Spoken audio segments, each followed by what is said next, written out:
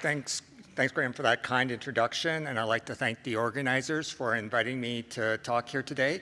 When they first told me that they wanted me to talk about immune dysfunction in CLL, the first thing that came to mind was, gee, for a broad audience, was that it might be easier to find a cure for CLL than to talk about this subject, because it's very complicated. So I'm going to try my best, and hopefully I won't lose anybody along the way. So the outline of my talk is basically 3 points that I want you to take away. The first is to understand why the immune system is not working in CLL. How can we improve the immune system so it works better? And finally, what is Canadian researchers doing in Canada? And I'll give you an overview. So the first question I want to ask the audience is, how many people here have had an infection that required antibiotics and/or hospitalization? Oh, wow, so a lot. That does not surprise me, because if I can tell you that CLL patients often get infections, and it's estimated that about 80% of CLL patients will get an infection during the course of their disease. But the question is, do you have to have active disease in order to have an infection? Well, a study out of Mayo Clinic showed that in a pre-CLL condition called monoclonal B-cell lymphocytosis, they followed these patients and looked at their infections and then compared them to a control group in Minnesota. And what they found is that CLL or MBL patients, the pre-CLL condition, still had more infections than the general population. So they're suggesting that even at earlier stages of CLL, there's more likelihood of these patients getting infections. When we did a study in Manitoba where we looked at the cause of death of CLL patients over decades with at least a 12-year follow-up, what we found is that 1/3 of the patients in Manitoba, based on cancer registry data, passed away based on an infection or CLL, which in many cases is associated with an infection such as pneumonia. And so this is a significant problem and issue for people with CLL. So why do CLL patients have a lousy immune system? Well, there's 3 reasons. One is that CLL cells crowd out immune cells in the bone marrow and lymph nodes, preventing immune cells to function properly. They just push them out of the way. They just crowd them out like a crowded theater. CLL cells also interact with immune cells, making them inactive or exhausting them to the point that they don't do what they're supposed to do. And it gets even worse than this. The immune system actually provides CLL cells the ability to survive and grow in these environments. So instead of actually fighting CLL, they actually join CLL to make the disease worse. So to understand the immune system, I'm going to have to give you a lesson in immunology. So I call it Immunology 101. I want to clarify that I am not a trained immunologist. I just research it. And if there's anyone who's ever had a course in immunology, I apologize ahead of time. This is a very toned-down version, and I won't be going over all the different permutations and variations that could occur. It's just to get the point across of why is the immune system lousy in CLL. So to understand the immune system is, how does the immune system fight infections, such as bacterial infections or virus? There are 2 cells that are required to fight this infection. One type of cell is called a B cell, and this is what gives you your antibodies. So it produces antibodies that can bind to bacteria and viruses and clear it from your body. That's why we look at your blood and we want to see the level of antibodies in your blood as a measure of how well your immune system is working. T cell is the other type of cell. And this cell recognizes other cells in the body that have been infected by bacteria or viruses or other cancer cells that are growing, and they target those cells and they kill those cells and get rid of them. And then this prevents the infection from getting worse. So what happens in CLL? Well, first of all, the B cells, they don't function. They don't produce antibodies. Why? Because the CLL cells crowd them out. So they crowd them out of the bone marrow, so there's not enough B cells being produced, there's not enough antibodies being produced to fight off infections. For T cells, the CLL cells interact with the C cells, making them exhausted. They're tired. They're not going to do their function. So they might see an infected cell, they might recognize an infected cell, but it's not going to kill a cell because they just don't have the energy to do it. So for CLL crowding, this is what it looks like under the microscope.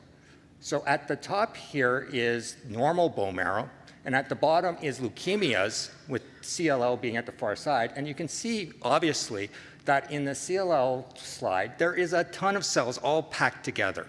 And this is what you normally would see in a CLL patient. Well, if you looked at other leukemias, they're more spread out, and in normal bone marrow samples, they're also further spread out. There's a lot of space in between the cells. So CLL really just crowds out the immune system so that it doesn't function properly. For T cells, what we're interested in here is what we call killer T cells. These are the T cells that kill the cells that are infected with a virus. So the infected cell will then be recognized by this killer T cell. It will bind to that cell, and through a lot of different processes, kills that cell that then gets cleared from the body, and you can fight infection. What CLL does is comes along and interacts with these T cells through mechanisms that we don't completely understand. That puts these cells to sleep. They're exhausted. They no longer can recognize these infected cells, therefore they don't do their function. Furthermore, CLL cells interact with these cells in the bone marrow and lymph nodes that actually support the growth and development of CLL cells. So they take nutrients and growth factors and interactions with these cells in these environments to actually make the CLL cells stronger. So you can think of CLL as an iceberg, and I took this slide from Dr. Johnson in Manitoba to describe what CLL is like to the patient. So what you usually see in CLL is your blood counts, what's your lymph nodes like, what is your spleen like, what's going on with the CLL. But this is only the tip of the iceberg. What's happening under the surface is what's happening with the immune system. So in these bone marrow and lymph nodes, there's interactions with B cells and with T cells that inactivate their function, and furthermore can support the CLL cells in terms of their growth and in resistance to treatments. So that's okay for the progression, but then what happens when we go into treatments? What happens to the immune system? Because if we get rid of all the CLL cells, wouldn't we improve the immune system? Well, one of the things that happens with treatments is that the treatments can also target B cells and T cells. So the anti-CD20 treatments like otuzumab or rituximab can get rid of B cells because they express the same protein on the surface that these antibodies recognize. Ibrutinib can also attack the B cells because of the kinase that it inactivates is also expressed in B cells, and through nonspecific targets can also affect T cells. And chemotherapy that has been mentioned that is still used in some patients even today can get rid of T cells as well. So you're getting rid of the good guys as well as getting rid of the CLL cells. So it doesn't necessarily improve the immune system. This is an example of an antibodies from a patient on the course of their disease in which the antibody types were measured over time. On the top line, the blue line here is immunoglobulin G, which starts to go down during the early stages of CLL until the patient got chemotherapy with fludarabine. It was stable over many years, and then it started to decline again. And then their disease progressed, and then it really started to go down until they got pneumonia and they had to have immunoglobulin replacement therapy. That's why you see that spike, is because we put antibodies into the patient. But even then, during therapies with atezolizumab and ibrutinib, remember those attack the B cells, the antibody level keeps going down. So this illustrates that the immune system is continuously being attacked and becoming dysfunctional. What's interesting is that this is just immunoglobulin G. At the bottom here, you will see immunoglobulin M and immunoglobulin A, which are other types of antibodies that are at low abundance. But for the red line here for immunoglobulin A, its levels also go down, not as dramatically as IG, and to the point where it's not even recognized at later stages of the disease. So we put together a team in Manitoba, along with Dr. Banerjee, Dr. Johnson, as well as a card-carrying immunologist, Dr. Aaron Marshall, to look at the levels of IG in these patients to see if it correlates with them requiring immunoglobulin therapy or to the time of treatment or overall survival. This then led to a paper in Blood Advances where it showed that the immunoglobulin therapy with IG led to a prediction of when a patient needed extra antibodies. But IgA also predicted the time to first treatment and survival in these patients. I will do the caveat that this was during the era of chemotherapy, and in ongoing studies, we were interested in looking to see what happens in targeted therapies to see if this would work. But there was a group in Australia that looked at these antibodies in patients that were in remission based on immunoglobulin, targeted therapies, and see if they could restore this function. And what they found with IgA was that its levels increased following ibrutinib treatment after 12 cycles, but the other immunoglobulin levels did not change, suggesting that in some respects you can restore some of the aspects of the immune response following ibrutinib therapy. So just to give a summary of the first part of my talk, patients get infections, everybody can agree on that. It's primarily due to crowding out of immune cells or inactivating of immune cells within the body. Antibodies decrease over time, and treatments can impact the immune system, both positively and negatively. So this is my final question. How many people here know of someone who's gotten a second cancer diagnosis after a CLL diagnosis? Few. There's less than for infections, but definitely a few people here. So going back to the cell death data from Manitoba, 1/3 of the patients that succumbed to, who passed away during this study period died because of other malignancies. We went on to describe in Manitoba, as well as other groups, that there is at least a 2-fold increase in CLL patients getting second malignancies. But in one of our papers, one of the reviewers came back to us and said, well, you know, CLL patients get seen by their doctors a lot. If you look for cancer, you'll find it. So is this real? And so our group kind of put our heads together and said, like, how can we answer this question? Well, there's another group of cancer patients called follicular lymphoma patients who are seen just as often as CLL patients. And we wanted to ask the question, how often do they get second cancers, and how does that relate to CLL patients at the same time? So in this graph here, we compared CLL patients to follicular lymphoma patients. You don't have to memorize this graph. I'm going to just help you with arrows here. All these arrows are CLL patients, and they're all the highest for second cancers. It doesn't matter what type of cancer it is. A CLL patient will get more cancers than a follicular lymphoma patient during this period, indicating that CLL patients are more susceptible to being diagnosed with second cancers. This is even true when we go back and look at CLL patients at the earliest stages of their disease. So you can see here at the time of diagnosis, the amount of skin cancers go up over time. And even when we go before the patient's been diagnosed and look back, they still were being diagnosed with skin cancers at an increased pace up to 18 years prior to their diagnosis. So this is kind of reminiscent of the infections that we talked about before, that this is evident even at earlier stages of CLL. Why? Why do CLL patients get a higher risk of second cancers? Well, it goes back to the immune system again. And we go back to one of my favorite cells, the killer T cells. These cells, besides recognizing infected cells, can also recognize cancer cells. They bind to cancer cells and they induce cell death. And this is just a graphic example of what happens to a cancer cell when it gets recognized by a killer T. But in CLL, they put these cells to sleep. So now they're not being monitored for these cancers that can randomly occur and to be killed.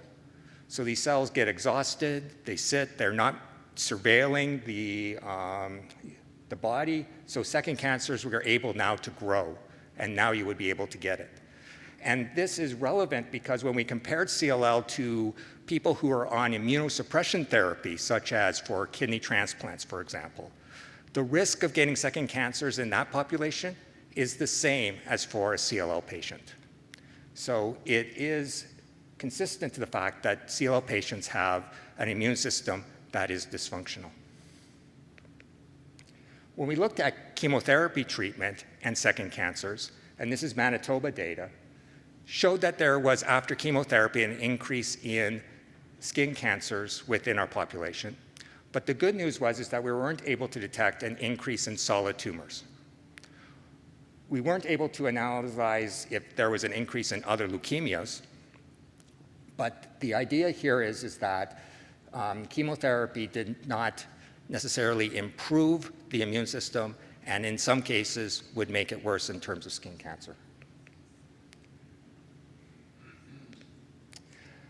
What about targeted therapy? Well, the research in this area is relatively new because we needed a long follow-up, but the group in Dana-Farber looked at patients that had BTK inhibitors, mostly ibrutinib, and looked at the risk of second cancers in this population. And what they found was that it was the same risk that they would find in the general CLL population, that there was a twofold increase in the amount of second cancers. And it wasn't any specific type of cancer. Again, it was across the board in different types of cancers being looked at, with the most prevalent being skin cancer because that is the most common. So in the second part of my talk, CLL patients get second cancers. This is mainly due to T cell exhaustion, but there are other mechanisms as well that I didn't go into. That targeted therapies may not restore the immune system to a point where we could prevent second cancers from happening, but there needs to be more research done. So tomorrow, there's going to be a talk on self-care and second cancers by Ms. Knox Kenton, who's a nurse practitioner at the Cross Cancer Institute that is part of the University of Alberta. And she will be talking to you about what measures you can do to protect yourself against second cancers. So this then leads me to the final part of my talk is, okay, the immune system is dysregulated. How can we improve it? And we've already had a discussion here today that one of the ways you can improve it is through vaccinations, to give the immune system a boost. Should you get vaccinations? The short answer is yes. The long answer is but. There's issues that I will also leave to Ms. Knox-Kent to talk about how you could make decisions about what vaccinations are right for you. The other ways that you can improve the immune system is through bone marrow transplant, and finally, through immunotherapy, with CAR T cell being the most exciting part of immunotherapy right now. So let me talk about bone marrow transplants for a second. So CLL patients can get bone marrow transplants in which their immune system has been depleted through either radiation therapy or drugs, so they get rid of as many CLL cells as possible, as well as all your immune cells. And then you get a donor that then can replace your immune system by adding in those B and T cells that then can fight the infection recognize cancers and hopefully recognize CLL as well. And so if this happens, then you have the possibility of being cured. There is a problem though, and I call it the Jekyll and Hyde problem. So these cells that are replaced that can monitor the CLL cells and the cancer cells are again my killer T cells. They're going to recognize the cancer and kill it. The problem is that this T cells have been brought in by another donor.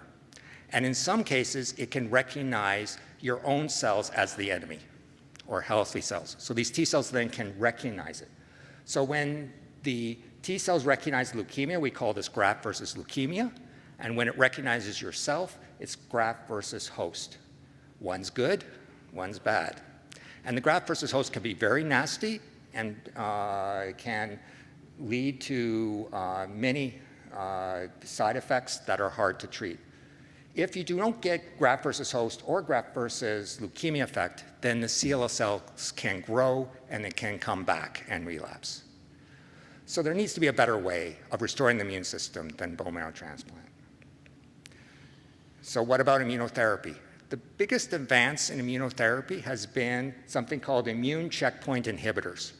This has been revolutionary in cancer research that has led to people having long-term remissions in solid tumors, such as melanoma, as well as lung cancer. Does this therapy work in CLL? So this is how it works. It is using the idea that cancer cells can bind to T cells and inhibit its ability to function through a protein on the cell surface called CD1. And there's other proteins that can do this as well. If you have an antibody against this protein on the cell surface that prevents the binding of the tumor cell to this T cell, then you can activate the T cell, and it can do its function and kill the tumor cell. You can think about this as like taking the brake off of a car. So your car is revving, it's ready to go, this is the T cell. You use a therapy that takes the foot off the brake, and then the car moves and the T cell does what it's supposed to do. So do you think this works in CLL? I see some shaking heads. Going back to the exhaustion, CLL cells do not put the brake on a T cell. It makes the T cell exhausted. Think about this as putting your car in park. Therefore, if you take your foot off the brake, what happens? Nothing. It sits there. That's what happened in clinical trials with these checkpoint inhibitors. They didn't see an effect in CLL cells. So what can we do now? Well, one way is we can actually replace the T cells in the cell called CAR T, and in the general category is talked about adaptive transfer. And this has already been described in one of the talks here this morning. So this is how we would wake up the T cell. So CAR T cells, what happens is that you take the T cells from the patient and you replace a protein on the cell surface that's responsible for the activation of these T cells. You make that protein specific to target T cells through anti-CD19 as your target, and then you grow these T cells so you have millions of them, and then you inject it back into the patient, and then you get rid of the CLL cells as it attacks it like a killer T cell is supposed to. This is a really innovative, and as I said before, they've been trying to develop this over a long period of time. And so these CAR T cells in CLL have been gone through a variety of different clinical trials, and there's a lot of promise. So in these trials, CLL patients have had overall complete responses between 20 and 70%. Why the range? It's because we're using patients who have gone through relapses and have gone through multiple different types of therapy, and so there is variation in the response that they have to these T cells. They've also shown that in patients that have relapsed from previous therapies were the ones being tested. So these are the worst of the worst. In combination with BTK inhibitors like ibrutinib, they showed that they can have effectiveness. So even if they have seen BTK inhibitors before, which many of them have, you can still see effectiveness in combination with CAR T cells, which is a good thing. This has led to the FDA approval of a CAR T cell for double refractory CLL patients. So these are patients that have failed at least 2 lines of therapy during the course of their disease. Great, great promise. But there are challenges. One of the major challenges in the field is the significant toxicities that CAR T cells place on an individual. We talked about cytokine storm, that this is a reaction the body has to the T cells being activated in the body. And people that have been on it described it to me as, I will not wish this on my worst enemy. You feel like the worst infection that you've ever had in your life, and they really, really are sick. The good news is that it can be treated and that it's something that can be managed. Again, you really don't want to manage it, but it's something that has to be taken into consideration.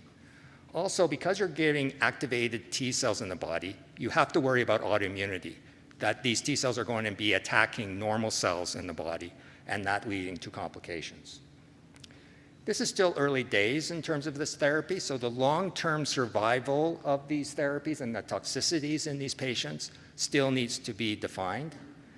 But probably the biggest issue that the healthcare profession has is the cost of this therapy. It will cost, I've seen estimates, over $1 million to treat a patient with this therapy.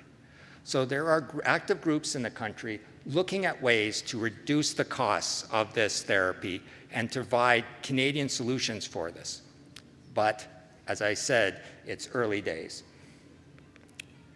So to summarize this part of the talk, bone marrow transplants can cure CLL if you have the graft versus leukemia effect, but the graft versus host limits the ability of you using bone marrow transplants.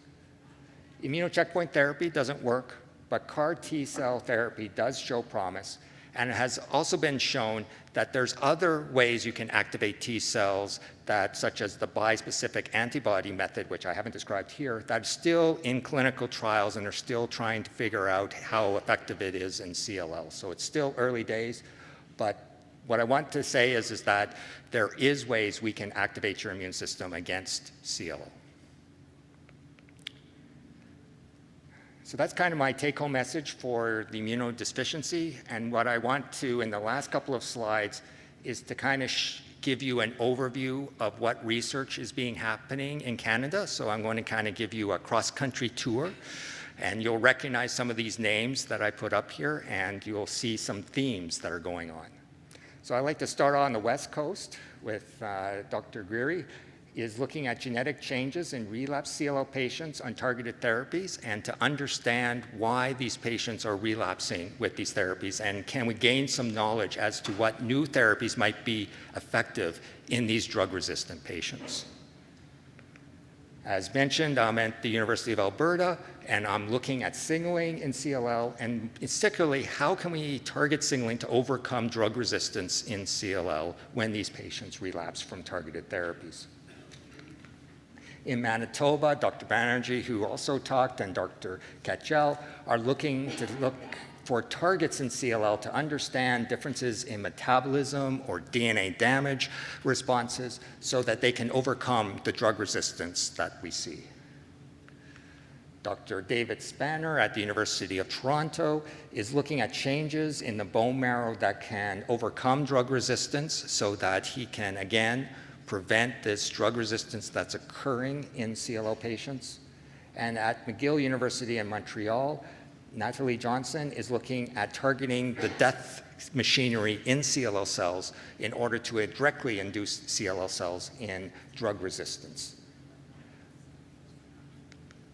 Overall, the major questions that we're trying to address is understanding how CLL cells is altered in the microenvironment, such as the bone marrow and lymph nodes, and how this leads to drug resistance. More importantly, can we develop better therapies that will be able to target CLL cells to prevent or treat the drug-resistant diseases when it becomes relapsed? Finally, I'm doing a plug here that there is people such as Dr. Owen and Dr. Banerjee that are working to make sure that CLL patients have access to the newest drugs and the newest clinical trials that are being developed, and that CLL patients will be able to be enrolled in these trials to treat drug-resistant CLL. So there is an active community. We meet in Winnipeg once a year, and we work together and try to collaborate wherever possible, again, with the ultimate goal to have, to improve the lives of CLL patients is our ultimate goal. Those are my points, and I will take questions. Thank you.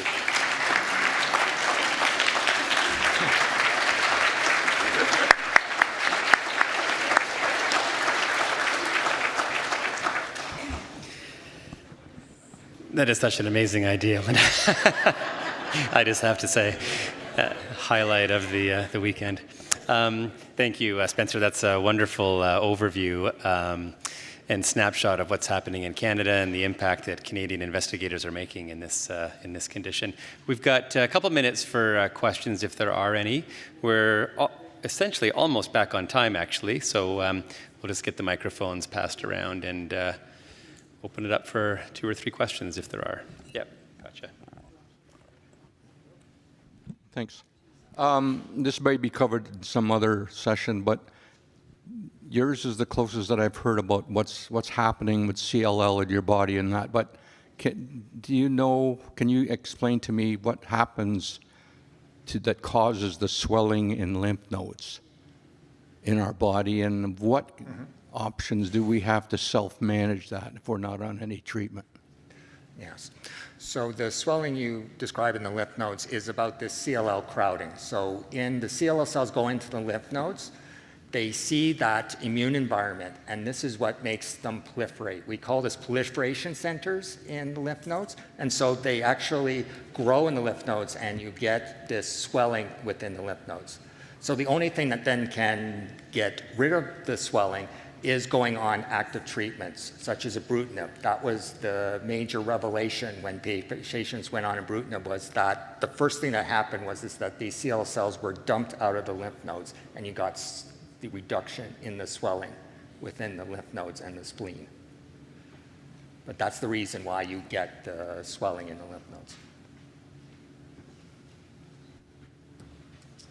In the back corner, Spencer. Yeah. So, just wondering, the targeted therapies, the BTKs, do they affect the bone marrow? So do they do anything to reduce the CLL crowding in the bone marrow itself? The short answer is yes, partially. So one thing that researchers have found is that ibrutinib can change that interaction between a CLL cell and the other bone marrow cells. I talked about the lymph nodes, but a lot of the cells that are in the lymph nodes are also in the bone marrow. And so it's also true in the bone marrow that the ibrutinib changes the expression of certain genes that doesn't make the CLL cells interact with the immune cells as much, and then gets dumped into the periphery. So there is less CLL cells in the bone marrow when you get treated with these agents. The challenge is that it's not all of them. We're always leaving some behind, and then when the treatment goes away or they develop resistance, then it comes back. One more. CAR T. Oh, thank you. Quick question about the CAR T therapy, where they include ibrutinib with it to get some more effectiveness. Is that effective even if you've developed ibrutinib resistance? Yeah, so these are in patients that have already previously been treated with ibrutinib. Now, I'm not sure, and I can't remember if there was mutations or other mechanisms of resistance, but it was encouraging that they found it. But the exact mechanism why this works is not completely understood. but, you know, Yeah, but the Yeah, sorry. short answer is yes. yes. They, you know, this initial approval is exactly in that, you know, group of patients who have failed to respond or who are progressing after these other types of therapies. So it's a very unique mechanism of action that is able to overcome resistance to other sorts of treatments in some patients. Yeah. Got a question here. You still have time. Oh, yeah. Don't right here. In view to minimizing secondary cancers, would you recommend one treatment approach versus another? For example, the BCLs, which look for MRD negative status, would that be more effective in avoiding the secondary cancers down the line? I'm not sure. I mean, I think Spencer showed a little bit of data around that. It seems difficult to overcome some of the immune dysfunction simply through treatment, or maybe there's offsetting or competing, you know, kind of impacts on the immune function. But at this point, and you know, I'm happy to let others, you know, kind of weigh in as well, but I would say prevention of secondary malignancy outside of the very, you know, kind of maybe the more obvious chemotherapy and the problems with so-called myeloid malignancies, acute leukemia, myelodysplastic syndrome within the bone marrow, which is very, you know, kind of clearly linked to these sorts of older chemotherapy, you know, drugs, that it's not clear that we can make a significant impact on that. It's still very important to adhere to cancer screening guidelines, really important to avoid known carcinogens and to be aware of that risk. But happy to let others. Looks like Dr. Lamont has maybe got some thoughts about that. Unfortunately, I don't think we could say that one particular treatment versus another would mitigate that risk of the development of other cancers. And so we wouldn't say, oh, go for this versus this. I think the only difference with chemoimmunotherapy were the addition of the other blood cancers that we're all concerned about. But the other secondary malignancies, we see them even with these novel targeted therapies. Now, to be granted, so remember, also, people might get more than one therapy during their lifetime. And so this cumulative effect of therapies, too, you know, how do you partition all that out over years of therapy for your CLL? It's really, really difficult. So unfortunately, we don't have an answer for that. The best is what Dr. Fraser said is screening. So, you know, stay up to date on your cancer screening, but we wouldn't say, oh, go for this treatment versus this treatment. We just don't have enough data with that in line. Yeah, and avoid known carcinogens. Again, you know, protect yourself against UV light, avoid tobacco products. All the things that we know to be associated is really, really important to try and manage those sorts of risk factors as well. That's great. Were there one more question, I think, and then we'll break for the afternoon break before the breakout sessions. Yep. Sorry, just quickly, what makes the CAR T cell, I think if I'm getting it right, what makes it toxic? What the toxicity that you were talking about? Yeah, so the toxicities are associated with you having a super activated T cell being injected into you. So the gives you something like the reaction of cytokines. These are factors that are associated with an immune response that's been activated, but when it becomes overactivated, it gets out of control. It's kind of like using a car analogy. It's a runaway car where you don't have the brakes anymore, and therefore it cascades out of control, and then you have to treat it for to prevent damage to tissues and other things. So it actually attacks healthy tissue within the body, not just the CLL cells. So it goes to the fact that we cure cancer, but we try not to kill the patient. Okay. Yeah, maybe, you know, maybe the misconception here, when you think about infections, this notion that, you know, it's the virus or the bacteria that's causing the fever and the low blood pressure and it's actually our immune response to these things which are causing those systemic, you know, kind of symptoms and complications. And so when we're modifying these T cells to target tumor cells, the immune response happens the way it does for anything, except it's not really very well regulated at this point. So whereas our own immune systems will kind of turn on, you know, eradicate infection and kind of turn itself off, and admittedly sometimes those infections can still lead to these similar types of very serious complications. Again, this CAR T cell therapy, we have seen these, this essentially this inflammatory response, which is time limited, almost always reversible. But still, there's a period of time in the initial week or two after these treatments where we're having to very carefully manage some of these inflammatory toxicities, and so it's very similar to getting an overwhelming infection. We're designing an immune therapy to attack a cancer rather than our immune system's attacking a virus or a bacteria, if you think about it that way. And then once that inflammatory result is kind of over with, then patients will, generally speaking, stabilize and improve. And so it's kind of a, short, intense period where things are often can be unstable, but it's quite variable. And I mean, some patients get very little actually toxicity and still have excellent results, and vice versa. So that's the way I kind of would think about it. Okay. Thank you so much, Spencer. One more standing ovation. I knew it was coming.